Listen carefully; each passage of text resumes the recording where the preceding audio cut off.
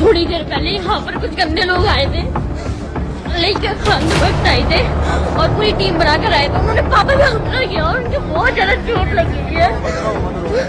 आप सभी से रिक्वेस्ट है, प्लीज यहाँ पर आ जाओ। ये जो एक दो लोग है ना, आ जाओ ना, जिनको सिर्फ नाम कब कर रखा है, लेकिन उन्होंने हमला पापा पे बहुत सारे लोगों ने मिलकर किया था और उनका 3 जगह सर फटा हुआ है। आ जाओ। तो प्लीज आई रिक्वेस्ट यू कि यहाँ पर आ जाओ और बस।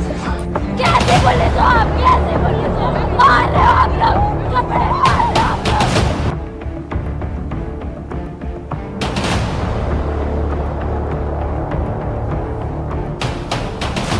हम भी 18 के होंगे, हमारा भी वोट का टाइम आएगा। देखते हैं किसे वोट देंगे। एक भी किसी सरकार को वोट नहीं देने के। बात करते, अब बात करने का टाइम नहीं है, अब इस्तीफा दो हमें नहीं चाहिए। नेता अनपढ़ नेता को बना दिया एजुकेशन मिनिस्टर, उसको एजुकेशन का ही नहीं आता होगा।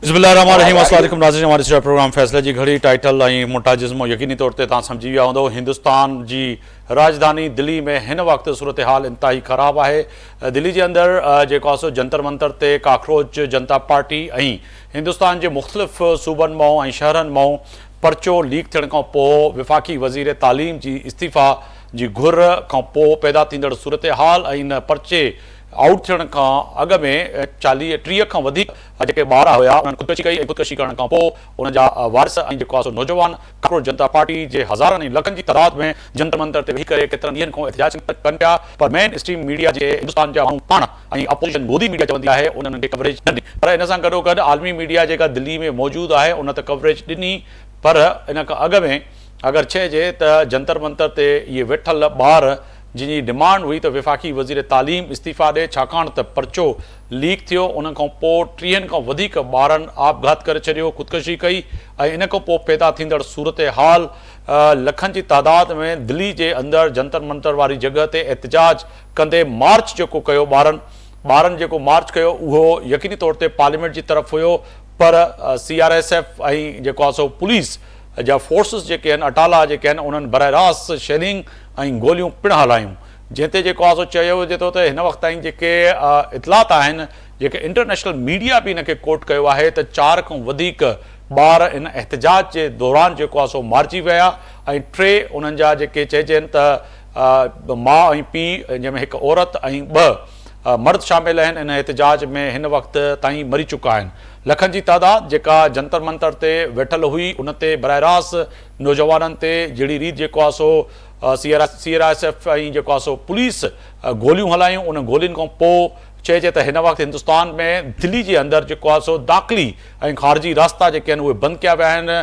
केतिरनि ई हज़ारनि जी तादाद में मुख़्तलिफ़ सूबनि मां जेके नौजवान आहिनि, ॿार आहिनि, उन्हनि जा वुरसा आहिनि, उहे हिन वक़्तु दिल्ली जे तरफ़ वधंदे नज़र अचनि पिया। ऐं इहा ॻाल्हि हिते ज़िक्र करणु ज़रूरी आहे त जेका इनक़लाब आयो आहे उहो किथे न किथे, जीअं अगरि ॻाल्हि कयूं त श्रीलंका जे अंदरि हिकिड़ो इनक़लाब आयो, उन खां पोइ बांग्लादेश जे अंदरि हिकिड़ो नौजवाननि इनक़लाब आंदो, पर अॼु वरी हिंदुस्तान जे अंदरि इहो इनक़लाब ईंदे नज़र अचे पियो। नौजवान चवनि पिया त हाणे वज़ीर तालीम जी इस्तीफ़ा न, पर सिधी जेको आहे सो पार्लियामेंट में वेठल कब्ज़ो कंदड़ अमित शाह ऐं उन सां गॾोगॾु राजनाथ सिंह ऐं वज़ीर आज़म नरेंद्र मोदी जी इस्तीफ़ा, यानी कि पूरी पार्लियामेंट खे वञिणो पवंदो।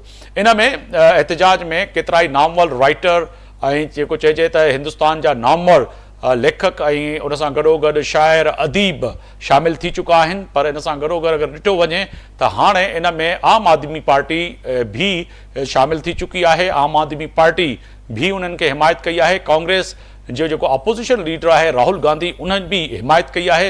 इन सां गॾोगॾु जेके डॉक्टर आहिनि, डॉक्टरनि बि वाज़े तौर ते इहो मैसेज ॾींदे चयो त असां उन्हनि ज़ख़्मियुनि जी हिते आया हुआसीं मदद करणु, पर पुलिस ऐं जेको आहे सो जेका अटाला हुया उन्हनि सीधियूं सीधियूं गोलियूं ऐं उन्हनि फायरिंग असां ते कई, असां पिणु ज़ख़्मी आहियूं, त पोइ डॉक्टरनि जी बि वॾी तादाद हिन वक़्तु इन एहतिजाज में शामिल थिए पई। हिन सां गॾोगॾु वकील जेके आहिनि, जेके उते वकील तंज़ीमूं आहिनि, उहे बि हिन वक़्तु नई दिल्ली में इन नौजवाननि सां गॾु शामिल थियण जे लाइ फ़ैसिले जी घड़ी में फ़ैसिलो कयो आहे। पर अॻिते वधी ॻाल्हि कजे त बांग्लादेश जी आहे, हिते बि जेको एहतिजाज आहे इहो वधंदे नज़र ईंदो या न, पर चइजे त हिन वक़्त ताईं जेके ॿार ऐं उन्हनि जा वुरसा हिन वक़्त ताईं मरी चुका आहिनि, त इन में रिटायर फ़ौजी जेके आहिनि उन्हनि बि वाज़े तौर ते CRSF जे जवाननि खे ललकारींदे चयो त कुझु तव्हांखे बि शर्म अचणु खपे, तव्हां फ़ौज में हूंदे बि ऐं तव्हां हिकिड़ी अहिड़े दलाल जो लफ़्ज़ इस्तेमालु कयो, उन हुक्मरान जी तव्हां मदद था कयो जेको ॿारनि खे बराए रास्त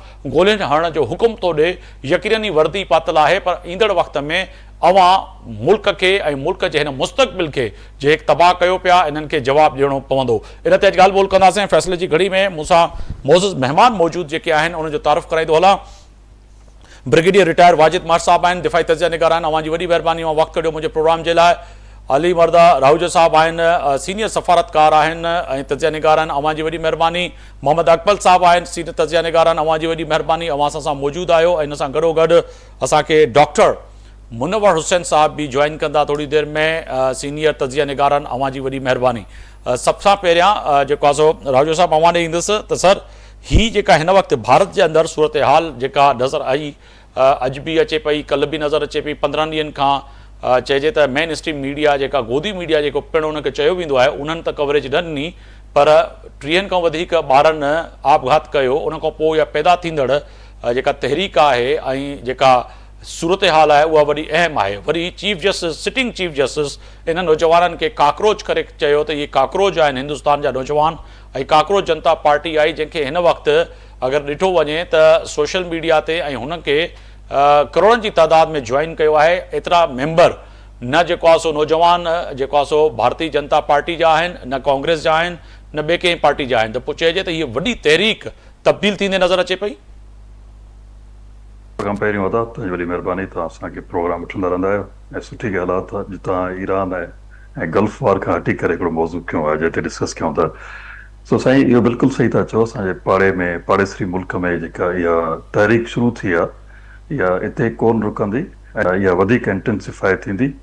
असल ॻाल्हि इहा आहे त इहा सिस्टम जी वीकनेस हूंदी आहे। अवां जीअं ज़िक्र कयो पंहिंजे इंट्रो में त श्रीलंका में बि अहिड़े क़िस्म जी तहरीक थी, पोइ बांग्लादेश में थी।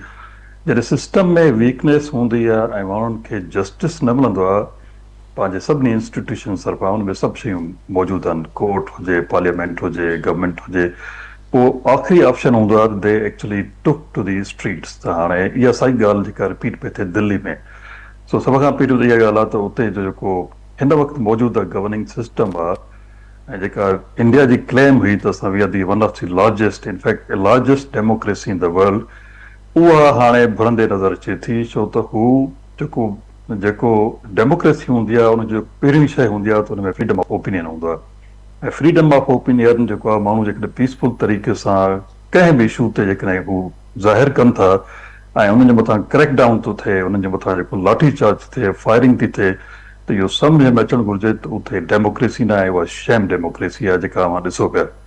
सेकेंडली जेका हिन वक़्तु मौजूदा गवर्नमेंट आहे मोदी जी या बीजेपी जी, उन जेको आहे सो रिलीजन खे मतिलबु एक्सट्रीमिस्ट रिलीजन खे पंहिंजे सियासी मैनिफेस्टो जो हिसो बनायो आहे। उहो न फ़क़ति स्टूडेंट सां, न फ़क़ति अपोज़िशन जे पार्टी सां, पर को बि हुनखे डायसेंट करे थो त इहो साॻियो हथकंडो इस्तेमालु कनि था जेको इन मुल्क लाइ अॻिते हली तमामु ख़तरनाक साबित थींदो। ऐं अहिड़े क़िस्म जूं शयूं असां पंहिंजे पाड़ेसरी मुल्क में विटनेस कयूं आहिनि, जंहिंजो तक़रीबन पैटर्न साॻियो हुयो। उतां जा जेके नौजवान हुया, जेके स्टूडेंट हुया, उहे मुतहरिक थिया हिकिड़े इशू खां, पोइ हुनखे वाइड सपोर्ट मिली। जॾहिं वाइड सपोर्ट मिली त उते हिकिड़े क़िस्म जो ॿियनि लफ़्ज़नि में हिकिड़ो जेकॾहिं तव्हां रेवोल्यूशन न बि चए, हिकिड़ी पॉलिटिकल चेंज आई। हाणे जेकॾहिं इहो टेम्पो बिल्ड थिए थो ऐं जीअं तव्हां पंहिंजे इंट्रो में ॿुधायो त मुख़्तलिफ़ क़िस्म जा राइटर्स, इंटेलेक्चुअल्स, इवन उहो वांगचुक जेको हुयो एक्टिविस्ट, उन बि शामिल थियो। जेकॾहिं मुख़्तलिफ़ वॉक्स ऑफ लाइफ जा माण्हू हुन में गॾु थींदा त हिन जो टेम्पो, हिन जो तहरुक वधीक वधंदो, जंहिंसां मोदी जी हुकूमत या हिंदुस्तान जी हुकूमत खे तमामु घणो ख़तरो जेको आहे सो लाइक़ थी सघे थो। त मुंहिंजो इन ते इहो तबसरो आहे। बिल्कुलु ब्रिगेड साहब, अवां ॾे ईंदुसि। जीअं अहिड़ी रीति जेको आहे सो ॻाल्हि पिया कयूं हिंदुस्तान ऐं नई दिल्ली जी, त हिन वक़्तु दाख़िली ख़ारिजी रस्ता बंदि आहिनि ऐं हरियाणा, पंजाब ऐं मुख़्तलिफ़ जेके सूबा आहिनि उन खां जेके चइजे त अपोज़िशन ऐं ख़ासि तौर ते एहतजाज कंदड़ जेके रैलियूं आहिनि उहे दिल्ली जी तरफ़ वधनि पियूं ऐं कल्ह जेका पैदा थींदड़ सूरत हाल आहे उन खां पोइ अगरि ॾिसिजे त जेका पाण पहिरियां ॻाल्हि कईसीं त अहिड़ी रीति नेपाल ऐं बांग्लादेश ऐं श्रीलंका में बि अहिड़ी रीति चेंज आई, पर हाणे सिर्फ़ु वफ़ाक़ी वज़ीर तालीम न पर 2014 खां पहिरियों वारो हिंदुस्तान सभु नौजवान घुरनि पिया ऐं उहे चवनि पिया त असांखे दलित में, मुस्लमाननि में, हिंदू में, सिख में, क्रिश्चन में ही विराईंदा रहिया, पर हाणे फ़ैसिले जी घड़ी में इहो फ़ैसिलो करिणो आहे त हिंदुस्तान जे इन तख़्ते ते वेठल इन हुक्मराननि खे घर मोकिलिणो। जी जी आफ्ताब साहब, तव्हां सभु खां अॻु में तव्हांजो शुक्रिया मूंखे प्रोग्राम में दावत ॾियण जो। तव्हां बिल्कुलु सही चयो त इंडिया जेको आहे हिकु पाण खे हिकु वॾो जमहूरियत जो अलमबरदार चवंदा, उन जेको पर्दो आहे उहो हाणे चाक थी वियो आहे, उहो फाटी पियो आहे। हींअर तव्हां ॾिसो त जेके इंडिया में जेके प्रोटेस्ट हली रहिया आहिनि, जेके माण्हू निकिता आहिनि, उहा बेसिकली हिकु नाइंसाफ़ी, करप्शन ऐं बेरोज़गारी इन जे ख़िलाफ़ इहे माण्हू उथिया आहिनि।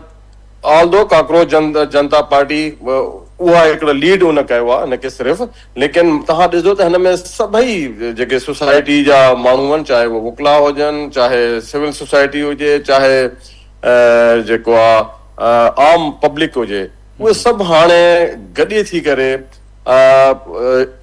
जंतर मंतर ते जेको उहे उन्हनि गॾु थिया आहिनि, घेराव कयो आहे हुनजो। ऐं मां सम्झां थो न सिर्फ़ु हाणे उहो जेको हुनजो जेको मुतालबो पहिरें त जेको हुनजो एजुकेशन मिनिस्टर हुयो धर्मेंद्र प्रधान, न सिर्फ़ु उनजे इस्तीफ़ा लाइ हुयो अथऊं, बल्कि हाणे त उहो नरेंद्र मोदी जेको प्राइम मिनिस्टर आहे, हाणे उन्हनि जो मुतालबो इहो ई आहे त प्राइम मिनिस्टर जेको आहे इहो उनखे लाथो वञे। हींअर तव्हां जीअं ॿुधायो त पार्लियामेंट जे तरफ़ वेंदे तमामु रस्ता चौक थियल आहिनि। तमामु जेको हुनजी जेकी CRSF आहे, जेकी पुलिस आहे, उन्हनि जेको आहे प्रोटेस्टर ते जेके माण्हू एहतिजाज लाइ आया उन्हनि ते सिधियूं गोलियूं, न सिर्फ़ु टीयर गैस हलाए बल्कि सिधियूं गोलियूं हलायूं आहिनि। ऐं जेके माण्हू हुते जेके स्टूडेंट जंहिंजी डेथ थी आहे, उनजो डेथ टोल तमामु घणो आहे जंहिंखे लिकायो थो वञे। ऐं मीडिया ते हिन वक़्तु इंडियन गवर्नमेंट जो पूरो कंट्रोल आहे त इन शयुनि खे का लीक न कयो वञे, लेकिन अंदरूनी तौर ते हालात अब तमामु न्यू दिल्ली में ख़राब थी चुका आहिनि। जेके उन्हनि जी अपोज़िशन पार्टी आहे, इवन राहुल गांधी बि इहो चई छॾियो आहे, उन मुतालबो कयो आहे त नरेंद्र मोदी जेको आहे उहो इस्तीफ़ा ॾे ऐं गवर्नमेंट तां लहे।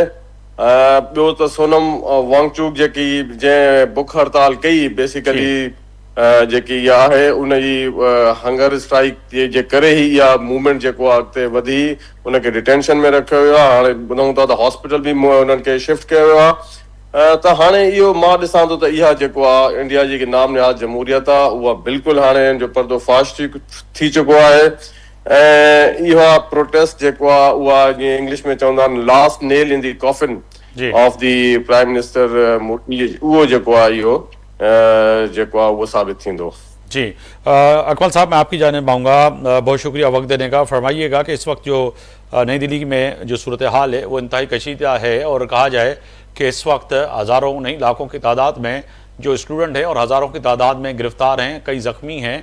और कल से जो सूरत हाल बिगड़ी, इससे पहले 15 दिन तक जो है हिंदुस्तान का, जिसको खुद अपोजिशन और नौजवान और काकरोच जनता पार्टी गोदी मीडिया कहती आई और उनको बारहा ये कहती रही कि इतने लोग इकट्ठे होकर बैठे हैं, उनको ब्लैकआउट किया गया था, नहीं दिखाया गया था।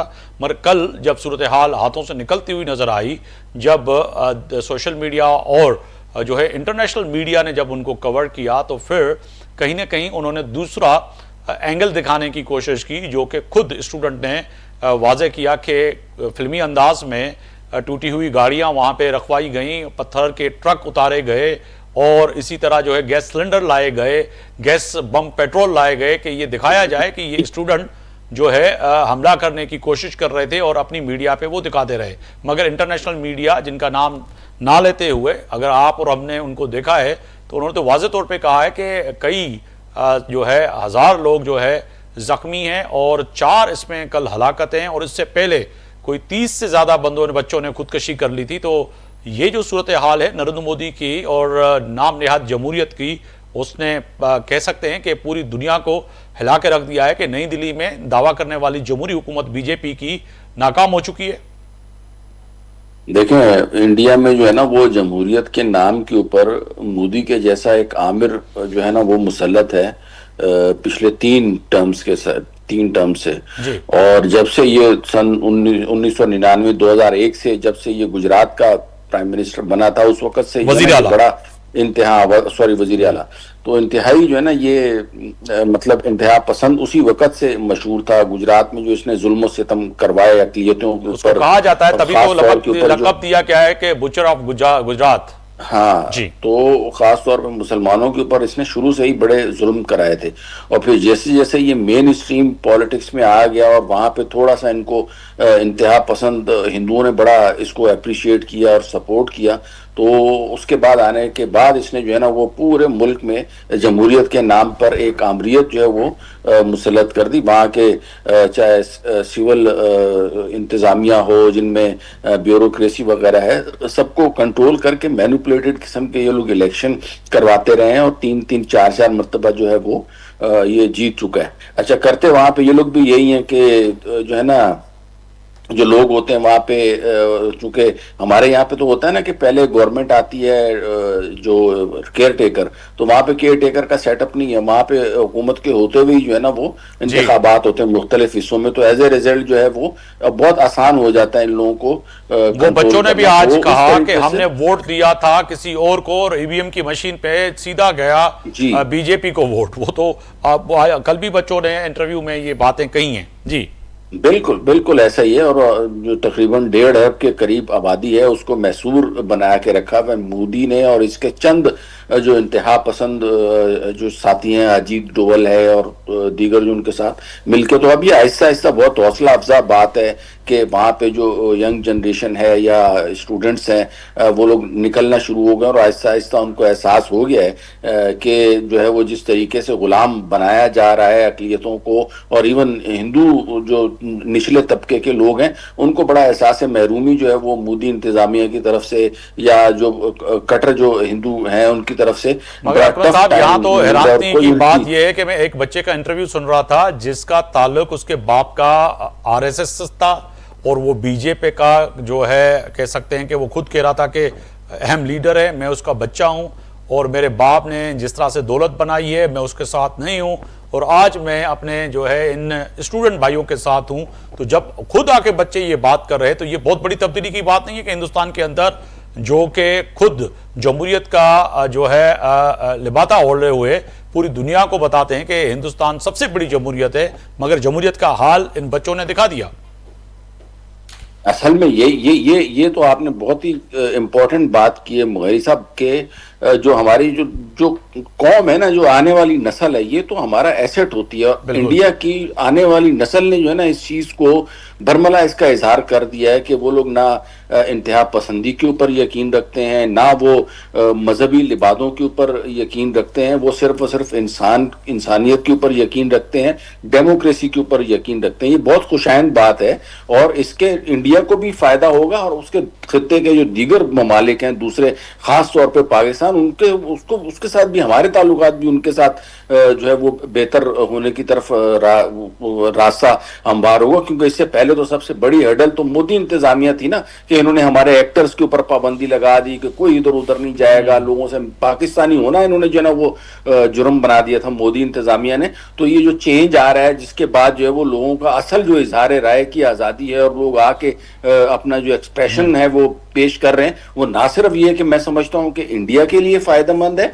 ये पूरी दुनिया के लिए फायदेमंद है, और एक बहुत अच्छा पैगाम जाएगा अगर ये तलबा जो है वो अपने हुकूक मनवा लेते हैं, मोदी सरकार को सीधा कर देते हैं और वहां पे fair and free and transparent elections हो जाते हैं, तो ये दुनिया और यहाँ पर यकीन तौर पे जो है राहुल साहब की तरफ जाऊंगा। राहुल साहब, यह जंतर मंतर जेके ॾिसंदड़ आहिनि उन्हनि जी थोरो पस मंज़र ॿुधाईंदा हलूं तो जंतर मंतर ते अन्ना हज़ारे एहतजाज ते वेठो, बुख हड़ताल ते वेठो। अन्ना हज़ारे हिकिड़ी तहरीक शुरू कई त जेको चारा घोटाला आहे जंहिंखे चइजे त वॾो हिकिड़ी करप्शन जो जेको अंबार लॻल हुयो नरेंद्र मोदी जी हुकूमत में, ऐं उन वक़्तु उन इन ते एहतजाज कयो ऐं अन्ना हज़ारे खां पोइ जेको आहे सो आम आदमी पार्टी वजूद में आई ऐं शीला दीक्षित जेका हुई वज़ीर आला दिल्ली जी, उनखे बि जेको आहे सो घर वञिणो पियो। वरी उते जेको आहे सो हुकूमत क़ाइमु थी जेको आहे सो आम आदमी पार्टी जी, उहा वधंदे वधंदे मुल्क जे मुख़्तलिफ़ हिस्सनि में सीटूं बि खयूं ऐं पंजाब में बि हिन वक़्तु जो वज़ीर आला आहे उहो जेको आहे सो आम आदमी पार्टी जो आहे।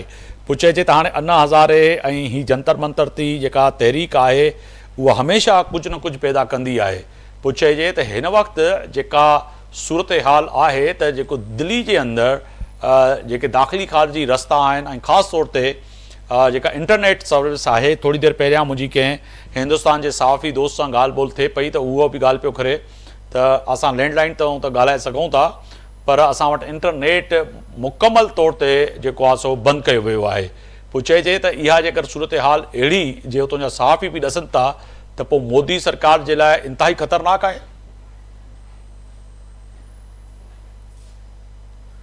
राहुल साहब माइक म्यूट आहे। अच्छा, बिल्कुल सही आहे, बिल्कुल सही आहे। हमेशह जॾहिं अहिड़ो अवामी बिल्डअप थींदो आहे जंहिंमें सॼो अवाम हर मक़बे फ़िक्र जा माण्हू जेके गॾु थींदा आहिनि त उहा यकीनन हुकूमत जे लाइ वॾी चैलेंज हूंदी आहे। ऐं हाणे एग्ज़ैक्टली ईअं पियो थिए इंडिया में।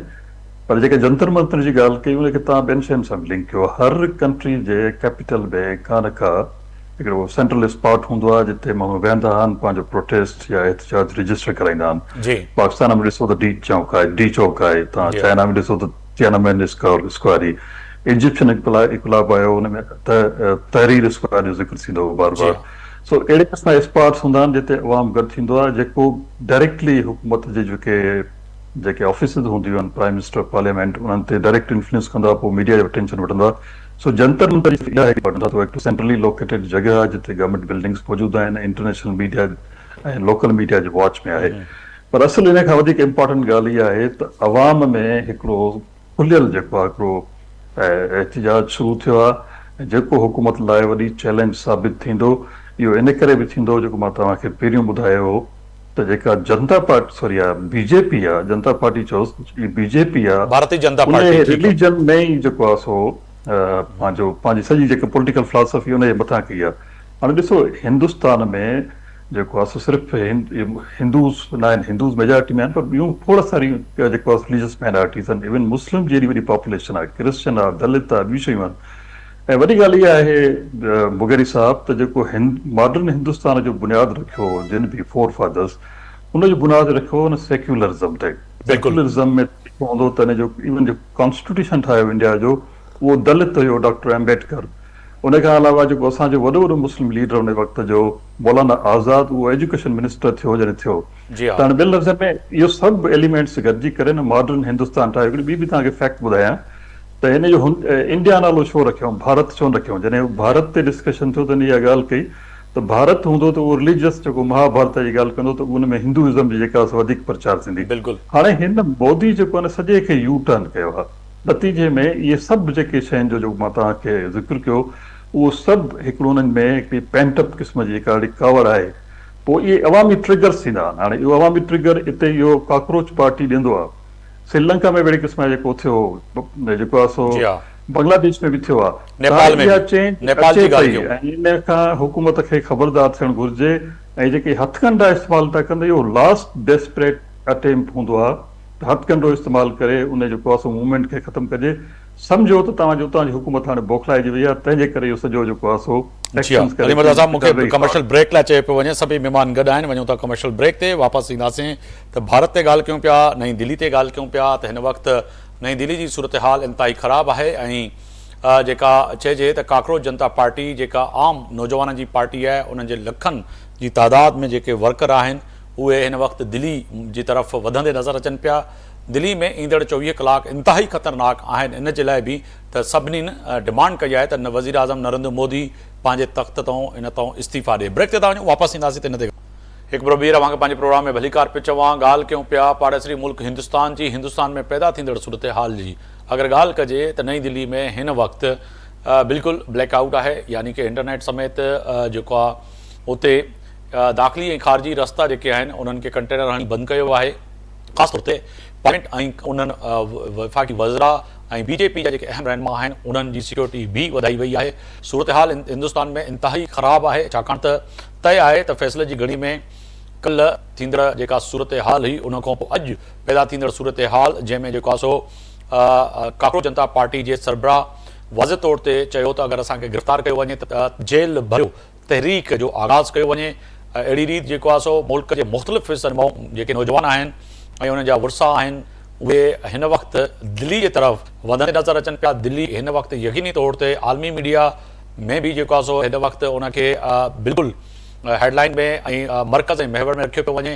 हिकु तरफ़ जमहूरियत जो राह ॻाईंदड़ नरेंद्र मोदी ऐं ॿिए तरफ़ जेको आहे सो नरेंद्र मोदी जी हुकूमत ऐं उनजा उतां जा फोर्सिस बर रास्त जहिड़ी रीति नौजवाननि ते गोलियूं हलाइनि पिया ऐं शेलिंग कनि पिया, एहतजाज कंदड़नि खे गिरफ़्तार कनि पिया। इहो हिन वक़्तु नई दिल्ली जे लाइ इंतिहाई वॾो मसइलो आहे। ॻाल्हि ॿोल कयो पिया महिमाननि सां गॾु ब्रिगेडियर साहब, अवां ॾियुसि अवां छा पिया सम्झो सर त हिन वक़्तु नरेंद्र मोदी विश्व गुरु यानी कि आलमी सतह ते पाण खे मञाइण जी कोशिश, पर ॿार त इहे बि सवाल कनि पिया हीउ कहिड़ो विश्व गुरु आहे, 56 इंची छाती रखंदड़ हुक्मरान आहे जेको ॿारनि खां डिॼे पियो, ॿारनि खां लड़ाए पियो ऐं ॿारनि ते बराह रास्त गोली हलाइण जो हुकुम ॾिए पियो। त पोइ इहो सुवाल त यकीनी तौर ते उथे पियो ऐं इंटरनेशनल मीडिया बि इहा सवाल करे पई त हीअ कहिड़ी हुकुमरानी आहे जंहिंमें जेको आहे सो मासूम ॿारनि खे जेको आहे सो गोलियूं हुयूं वञनि, मारियो वञे।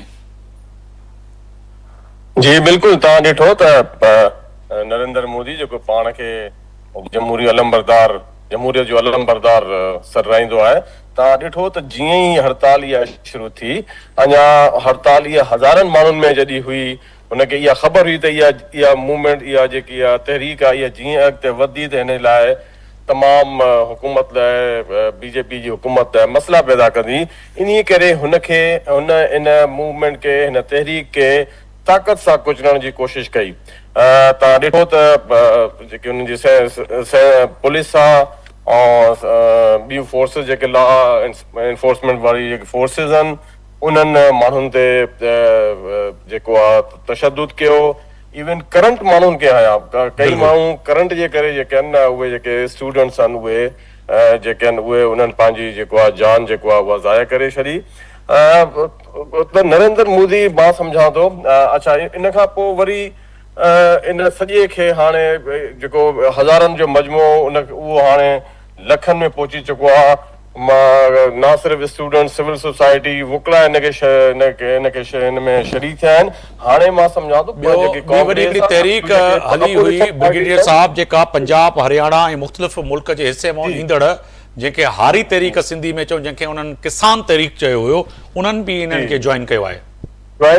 हाणे मां सम्झां थो जेके पॉलिटिकल पार्टीज़ आहिनि, ॿियूं जेके अपोज़िशन पार्टीज़ आहिनि जंहिंमें कांग्रेस बि सर फ़हरिस्त आहे, उहे बि अची हाणे हिन में शरीक थींदियूं। ऐं मां सम्झां थो इहो जीअं बांग्लादेश में हसीना वाजिद लाइ जेको आहे जेकी प्रोटेस्ट थी ऐं उहो हुन लाइ हुन जी हुकूमत खे जीअं तख़्ते उल्टण लाइ उहा हिकिड़ी आख़िरी मूवमेंट साबित थी, ईअं ई हीअ मां सम्झां थो हीअ मूवमेंट, हीअ तहरीक नरेंद्र मोदी लाइ मां सम्झां थो त बिल्कुलु जेको आहे उहा उन हुकूमत जो तख़्तो उल्टाईंदी।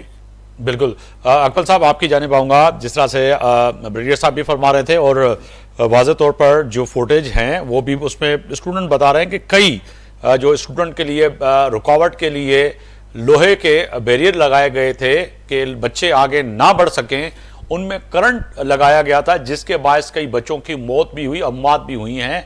मगर कहा जा रहा है कि ये बड़ी तादाद में है जो कि गोदी मीडिया और वहाँ का मीडिया तो छुपा रहा है, मगर जो कि आज इंटरनेट बिल्कुल बंद है दिल्ली में, मगर कल तक जो वाज़े तौर पे काकरोच जनता पार्टी और दीगर जो इदारे हैं उन्होंने कोट की, इंटरनेशनल इदारे जो है उन्होंने कोट की कि कई बच्चे इसमें हलाक होने का खदशा है। तो अब तो ये खबर भी आ रही है कि कई हलाकतें की तादाद इसीलिए भी बढ़ी है कि वो जो करंट लगाया गया था तो उस वजह से जो है बच्चों की हलाकतें हुई हैं। तो कहा जाए कि ये वाक़तन आप देख रहे हैं कि ये मूवमेंट मजीद बढ़ेगी, इसको जो है सब लोग ज्वाइन करेंगे? देखें, ये जो है ना मसला ये आ रहा है कि जो इंसानी हुकूक के इदारे हैं ना, वो भी इस मामले के ऊपर जो है ना बड़े खामोश हैं। खास तौर पे इंडिया में जिस तरीके से तलबा के साथ और जो ज्यादती की जा रही है और जो उनके ऊपर तशद्दुद किया जा रहा है, तो उसके ऊपर सबसे पहले तो जो इंटरनेशनल इदारे हैं जो छोटे छोटे मसाइल के ऊपर चीख उठते हैं, तो सबसे पहले तो उनको जो है ना वो इसके ऊपर तवज्जो देनी चाहिए। बाकी रह गई ये बात कि ये तहरीक उठेगी, बिल्कुल उठेगी। मुझे लग रहा है कि इसमें खास तौर पे जब यंग जनरेशन उठती है ना, तो फिर मेरे ख्याल में उसको रोकना बड़ा मुश्किल होता है, क्योंकि जाहिर है इन्होंने आगे का जो चार्ज है वो इन्होंने ही संभाल लिया। आपने भी अक्सर सुना होगा ना, मैं अगर एक छोटी सी मिसाल दूं कि इंसान के भी जब बच्चे बड़े हो जाते तो फिर वो जरा उनके सामने थोड़ा अपने आप को वो महसूस करता है बेबस टाइप का। तो इसी तरीके से वो जो यंग जनरेशन जब चार्ज लेती है, तो फिर वो पुराने बाबे और मोदी की तरह के जो लोग हैं, मेरा नहीं ख्याल है कि उनके लिए कोई बहुत ज्यादा मार्जिन बचता है या ज्यादा कुशन बचता है। और वैसे भी उन्होंने बहुत जो है वो जुल्म ढाली है। हर जुल्म का अल्टीमेटली एक ना एक अंजाम होता है। और मोदी मगर अकमल साहब, एक बच्ची की तो मैं एक बच्ची की जो वीडियो देख रहा था, तो उसमें उसने वाज़ेह तौर पे कहा कि इस शख्स नरेंद्र मोदी ने, जो विश्व गुरु अपने आप को बताता है, 56 इंच का सीना रखने वाला, 56 इंच का भी हमें कहीं का नहीं छोड़ा। पड़ोसी देश जितने भी हैं, जितने भी मुल्क हैं, जैसे कि पाकिस्तान समेत की दीगर मुल्क, वो सब के सब नाराज हैं। ये विश्व गुरु कैसा है जो कि कब्जा करके तक 2014 से बैठा हुआ है। तो अब बच्चे ये भी सवाल उठा रहे हैं, तो फिर कहा जाए कि कहीं ना कहीं नरेंद्र मोदी के लिए जो है अब फैसले की घड़ी आ गई है घर जाते हुए। ना सिर्फ नरेंद्र मोदी के लिए बल्कि पूरी भारतीय जनता पार्टी के लिए, और इनके जो मेन करता धरता जो है ना, वो जो नए नए भी तैयार हो रहे हैं, वो जो आजकल नींबू निचोड़ रहे होते हैं जहाजों के नीचे दे के, मुझे तो इन सबका जो है ना वो अंजाम करीब आप 3 गुजरातियों की बात कर रहे हैं ना, वो तो आम कहावत है वहां पर। अपोजिशन भी कहती है कि पूरे हिंदुस्तान पे 3 गुजरातियों का कब्जा है। अमित शाह की आप बात कर रहे हैं। जी, अमित शाह और अजीत डोवल और ये मोदी, ये तीनों ने मिलके जो है ना पूरे इंडिया को जो है वो एक किस्म का यरगमाल बनाया हुआ था। लेकिन अब ये तहरीक रुकने वाली नहीं है। इंशाल्लाह आप देखिएगा इस तहरीक के नतीजे में, जैसे बांग्लादेश में जो है वो तलबा ने तहरीक के जरिए इनकलाब लेके आए और एक नई हुकूमत की दाग बेल डाली, और अल्हम्दुलिल्लाह वो भी पाकिस्तान के साथ अब बड़ी फ्रेंडली है। तो हम यही देख रहे हैं कि इंडिया में भी जो नई तलबा के जो है ना वो इस इनकलाब के बाद, अच्छा, माजी में अगर जाते हैं, मैं राहुजो साहब की तरफ जाऊंगा, अकमल साहब राहुजो साहब की तरफ जाऊंगा। राहुजो साहब, अगर सफारती लेवल पे माजी में अगर हम जाते हैं, अगर माजी में वञूं पिया तो बीजेपी जी हुकूमत हुई, समझौता एक्सप्रेस भी हले पई, दोस्ती बस सर्विस भी थी, अटल बिहारी वाजपेयी साहब लाहौर अचे पियो, असां वञूं पिया, तालुकात बहितर हुआ, ॿिन्ही मुल्कनि सां बहितर हुया। पर जॾहिं जेको आहे सो जेको गुजरात जो कातिल अचे वेहे पियो इन तख़्ते ते ऐं संभाले थो, तो पूरी जी पूरी जो आहे सो हिंदुस्तान के आइसोलेट करे छॾियो। पूरी दुनिया जा जेके भी मुल्क आहिनि उहे नाराज़ थींदा नज़र आया, ऐं एतिरे क़दुरु जो पाड़ोसी मुल्कनि साथ ॾियण ताईं छॾे ॾिनो, क्लेम करण लॻा। बांग्लादेश क्लेम कयो, श्रीलंका क्लेम कयो, नेपाल क्लेम कयो, पाकिस्तान सां त जंग आई आहे। बिल्कुलु सही था चओ। ख़ासि तौर पे कांग्रेस जेका हूंदी, जॾहिं कांग्रेस पार्टी हूंदी, त उन जो पाड़ोसी मुल्कनि सां हिकिड़ो रवैयो मुनासिबु हूंदो। बीजेपी जेके अर्ली लीडर्स हुया उहे बि मौतदिल हुया, माना हेतिरा हार्डलाइनर्स न हुया। पर मोदी किसो वियो आहे न, मोदी शुरूआत में जेका थिए थी उहा थिए गुजरात मां। ऐं गुजरात में जेका कंडक्ट थी मुस्लिम पॉपुलेशन सां, उहा तव्हां पंहिंजे प्रोग्राम ज़िक्र कयो आहे, नोन एज़ द गुजरात। हिनखे त इवन यूएसए में एंट्री बैन हुई, हुनजी वीज़ा बैन हुई। जॾहिं प्राइम मिनिस्टर थियो त हुनखे वेस्ट ऐं यूएसए एक्सेप्ट करणु शुरू कयो। पर गॾोगॾु हिकिड़ी शइ तव्हां ज़रूरु ज़हन में रखिजो त now Modi is longest serving prime minister of India, ऐं उनखे सेलिब्रेट कयो थो वञे। 3 कंसेक्यूटिव इलेक्शन्स हुन खटियूं आहिनि, ऐं हाणे बि जेके स्टेट में इलेक्शन थियूं आहिनि उन में हिनजी बीजेपी पार्टी जेको आहे सो खटियो आहे। बंगाल जेको आहे इंडियन बंगाल, उन में बि पहिरियों दफ़ो जेको थींदी आहे। सो हाणे नज़र में हिकिड़े तरफ़ त इहा आहे कि तव्हां जेको ॾिसो था सूरत हाल, त हिन जे ख़िलाफ़ न फ़क़ति पंहिंजी जेका असां आवाम पर इंटरनेशनली बि आइसोलेट कयो थो वञे। पर असुल ॻाल्हि ॿी अथव पंहिंजो मोगरी साहब, त हुते जेको रिलीजन जेको रिलीजियस एक्सट्रीमिज़म वधियो आहे, उन जे करे ही मोदीअ खे बार बार वोट मिलनि था। ऐं रिलीजियस एक्सट्रीमिज़म जॾहिं बि वधंदो आहे या एनी काइंड ऑफ एक्सट्रीमिज़म, त मुल्क में अफ़रा तफ़री ऐं अहिड़े क़िस्म जा जेको आहे सो फोर्सिस निकिरंदियूं आहिनि जेको मुल्क खे टोड़ण जूं कोशिशूं कंदियूं आहिनि। मां तव्हांखे ॿी बि हिकिड़ी हक़ीक़त ॾे वठी वञा त हिन वक़्तु बि एग्ज़िस्टेंट जेको आहे सो तक़रीबन 10 खां वधीक जेको आहे सो सेसेशनिस्ट जंहिंखे असां अलॻि क़िस्म जेको आहे तहरीकूं हलनि थियूं। हाणे जेकॾहिं इन सूरत हाल में मोदी ऑपरेट कंदो ऐं जीअं करे थो, त इवन न फ़क़ति जमहूरियत खे ऐं हुकूमत खे पर इवन जेको इंडिया इटसेल्फ आहे इन जे एग्ज़िस्टेंस खे ख़तरो आहे। जेसीं ताईं इंडिया पंहिंजे ओरिजिनल मक़सदु जेको हुननि जे फोर फादर्स ने हुन उम्मीद आहे त इंडिया लाइ तमामु घणियूं चैलेंजिस आहिनि। अॻु में मां ॾिठो हूंदो त USA हिननि खां जेको आहे मुंहुं मोड़े छॾियो आहे, उहो पाकिस्तान खे वधीक ॾिसे थो। वेस्ट में जेको आहे सो मोदी जी ऐं जी RSS जी ऐं ॿियनि जी तमामु घणी प्रोपेगेंडा आहे। रिसेंटली हिकिड़ी यूरोप मां रिपोर्ट निकिती हुई जंहिंमें ॾिठो त स्टेट जेका असां टारगेट किलिंग में जेको आहे इन्वॉल्व आहे ऐं खोड़ सारा जेके हुकूमत जे अपोज़िशन में ख़ासि सिख हुया उनखे ओवरसीज़ में टारगेट करे सर्जिकल जेको आहे स्ट्राइक करे उनखे मारियो वियो आहे। जेकॾहिं अहिड़े क़िस्म जो इंडिया ह्यूमन राइट्स कनाडा जो ज़िक्र कयो, कनाडा में जसन टोडो बि चयो त जेको आहे हिंदुस्तान इन में इन्वॉल्व आहे सिखनि जे क़त्ल में। ऐं उतां वरी अवां सफ़ीर रहिया आहियो, अव्हांखे यादि हूंदो त सफ़ारतकार जेके अहम शख़्सियत उन में इन्वॉल्व हो उनखे मुल्क मां निकाली बि मिली। बिल्कुलु, बसि हाणे जेकॾहिं इहे सभिनी शयुनि खे तव्हां गॾु कयो था त हिन वक़्तु जेका इंडिया जी डिप्लोमेटिक कंडक्ट आहे उहा ॾाढी शेरी आहे। इंडिया आइसोलेशन में थो वञे। इंडिया जेको आहे पंहिंजे नेबर्स सां हिकिड़ो मुहाज़ आराई शुरू करे ॾिया। पाकिस्तान सिंदूर 1 खां पोइ सिंदूर 2 खे परपिचुअल इम्प्लीमेंटेशन त चए थो असां हाणे सिंदूर 2 में आहियूं, मतिलबु में असां हालात जंग में आहियूं। ऐं पंहिंजा जेके बि नेबरिंग कंट्रीज़ आहिनि उन सां प्रॉब्लम्स आहिनि। बांग्लादेश मां ॾिसो जेको आहे सीना वाजिद निकिरे थी वञे, इंडिया में पनाह वठे थी। बिन लज़म जो जेको बांग्लादेश जो सॼो इशू हुयो इंडियन करायो। सिमिलरली श्रीलंका में बि प्रॉब्लम आहे, नेपाल में हुनजो प्रॉब्लम आहे, त सभिनी मुल्कनि सां प्रॉब्लम आहे। That way the way India is moving forward, I am sure कि इंडिया के मुस्तक़बिल में तमाम घना मसला ईंदा। बिल्कुलु घणा मसला ईंदा। ब्रिगेडियर साहब इंटरनेशनल कंडक्ट ब्रिगेडियर साहब हिकिड़ी ॻाल्हि कजे त जेके इंतहा पसंदी सोच रखंदड़ नरेंद्र मोदी ऐं BJP ऐं RSS जेका हिन वक़्तु क़ाबिज़ आहे, अव्हांखे यादि हूंदो त बिहार जे वज़ीर आला जेको आहे सो डॉक्टर खे सनत ॾींदे उनजो बुरको निकाब लाहिण जी कोशिशि कई हुई ऐं उन खां पोइ पैदा थींदड़ सूरत हाल पूरी दुनिया जी मीडिया उनखे कवर बि कयो, आलमी इदारनि बि, ऐं ख़ासि तौर ते एहतजाज बि थिया उन ते।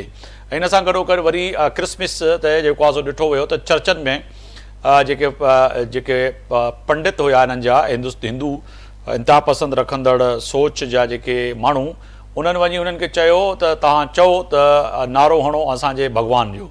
पोइ चइजे त इन ते बि जेको आहे so international Christian community even के पूरी दुनिया उन ते एहतजाज कयो। वरी दलित जेके आहिनि उहे बि परेशान आहिनि। सिखनि जी तहरीक जेको आहे सो पूरी दुनिया में रेफरेंडम जे ज़रिए सभ खां वॾो referendum Canada, America, new Jersey में थियो, यूरोप में थियो, त असां हिंदुस्तान सां नथा रहणु चाहियूं। ऐं सिखनि जी जेको आहे सो नस्ल कुशी कई वई। त पोइ चइजे त हिन वक़्तु आलमी सतह ते केतिरियूं चैलेंजिस आहिनि हिंदुस्तान, ऐं हिंदुस्तान वाकई हिन वक़्तु तबाही जे उन किनारे ते हिन सरकार पहुचायो आहे जंहिंमें हाणे रुगो हिन भित खे चवंदा आहिनि न गिरती हुई दीवार को एक और धक्का और दो, त हाणे उहो ई फ़ैसिले जी घड़ी में नौजवान करणु वञनि पिया। मर साहब, अकमल साहब, यही सवाल आपके साथ। अकमल साहब माइक जी आपका सवाल क्या था? सवाल यही था मेरा कि आपने देखा होगा कि बिहार के वजीर आला ने जिस तरह से निकाब खींचा था एक मुसलमान औरत का, फिर उससे आगे बढ़ के बात करें कि जो है क्रिसमस पे क्रिश्चियनों के साथ क्या हुआ और उनके चर्चेस में जा जाके उनके हिंदुआत जो इंतहा पसंद सोच रखने वाले थे उन्होंने कितना जो है हंगामा खड़ा किया, उनकी जो है शॉपिंग मॉलों में आग लगाई, जो है चर्चेस में आग लगाई। फिर आगे बढ़ के बात करते हैं तो फिर दलित के साथ क्या हुआ, फिर सिख तहरीक ने पूरी आलमी दुनिया में जो है रेफरेंडम के जरिए वाज़े तौर पर पैगाम दिया कि हम हिंदुस्तान के साथ नहीं रहना चाहते। बिल्कुल, अक़लियतों के साथ जो है वो इनका रवैया जो है वो तो शुरू से ही मुतअस्सिबाना है। सिख कम्युनिटी हो, चाहे वो ईसाई कम्युनिटी हो या इवन मुस्लिम कम्युनिटी हो। मुसलमानों के हवाले से तो मोदी का बिल्कुल आपको पता है गुजरात के हवाले से तो मशहूर है, लेकिन इससे पहले 88-90 में जो है वो खालिस्तान की तहरीक शुरू हुई थी, तो उस वक्त सिखों पे भी जो है ना इन्होंने बड़ा जुल्म किया था। और आजकल ये जो एक फिल्म है सतलुज जो बनाई है वहाँ के एक अदाकार ने, तो वो बड़ी हिट हो रही है। उसको जो है वो इन लोगों ने सेंसर कर दिया और इंडिया में उसको नहीं चलने दे रहे, इवन नेट पे भी नहीं ये लोग उसको एयर होने दे रहे। उसमें यही दिखाया गया है कि किस तरीके से जो है वो लोगों को चुन चुन के कत्ल किया गया था, जो लोग जो है वो खालिस्तान तहरीक के हामी थे या जो उस वक्त उनके बकौल जो है वो एंटी स्टेट सरगर्मियों में मुलविस थे। तो इसमें कोई शक नहीं है कि जो मोदी सरकार है या मोदी का जो मीडिया इवन ये जो है वो जो हमारी माइनॉरिटी है उसके साथ जुल्म को ना सिर्फ ये कि इंडोर्स करते हैं बल्कि उनको अक्सर और बेशतर ये लोग छुपाने की भी कोशिश करते हैं ताकि लोगों को ना पता चले और अपना बड़ा पॉजिटिव किस्म का इमेज जो है वो दुनिया में उजागर करने की कोशिश करते हैं, जिसमें अब ये मुकम्मल तौर पे नाकाम हो चुके हैं। और ये बड़ी बड़ी जो मिसालें दी जाती हैं, जो समझौता एक्सप्रेस का वाकया भी आपको याद होगा, पूरी ट्रेन जो है इन्होंने जला दी थी। तो एक्चुअल में इन लोगों के समझौता एक्सप्रेस जैसे वाकयात होते हैं और जब इनकी फिल्में देखें तो वो बजरंगी भाईजान और फलाना भाईजान और इस तरह की कहानियां और ड्रामेबाजियां जो है वो इनकी जो है वो खत्म नहीं होती हैं। वो कहते हैं ना बातें इन लोगों की करोड़ों की है, दुकान पकौड़ों की है अपने यहाँ। बहुत शुक्रिया मोहम्मद अकमल साहब, वक्त की कमी की वजह से मुझे प्रोग्राम यहाँ रोकना पड़ रहा है। आपका बहुत शुक्रिया। ब्रिगेडियर रिटायर्ड वाजिद बर साहब, अवां जी वॾी महिरबानी। अगुणा सफ़ीर ऐं सीनियर सफ़ारतकार तज़िया निगार अली मर्दा राहुजा साहब, अवां जी वॾी महिरबानी। डॉक्टर साहब जॉइन न करे सघिया, न त हुनजे साम्हूं बि केतिरा ई सवाल रखूं हा, पर तय आहे त फ़ैसिले जी घड़ी में हिंदुस्तान जे माण्हुनि ऐं नौजवाननि फ़ैसिलो करे चुका आहिनि त उहे नरेंद्र मोदी खे इन तख़्ते ते वेठल जेके कातिल आहे इन वक़्तु आम हिंदुस्तानियुनि जो इनखे घर मोकिलिणो आहे। ऐं इन सां गॾोगॾु जेको एहतिजाज जो दायरोकार आहे उहो वधंदे नज़र अचे पियो, पर तय आहे त आलमी इदारा आलमी मीडिया इनखे यकीनी तौर ते कवरेज ॾिए पई, पर गोदी मीडिया ऐं मुल्की मीडिया जेका अंडानी ऐं अंबानी जे मातहत हले पई उहा इन खां ब्लैक आउट कयूं वेठी आहे। पर मसनूई शइ केसि ताईं लिकायूं वेंदियूं, यकीनी तौर ते उहे कॾहिं न कॾहिं ॿाहिरि ईंदियूं। अॼु न त सुभाणे यकीननी इन नरेंद्र मोदी जी हुकूमत खां हिंदुस्तान खे निजात मिलंदी। सुभाणे ताईं आफ्ताब मुग़रिर खे इजाज़त ॾींदा।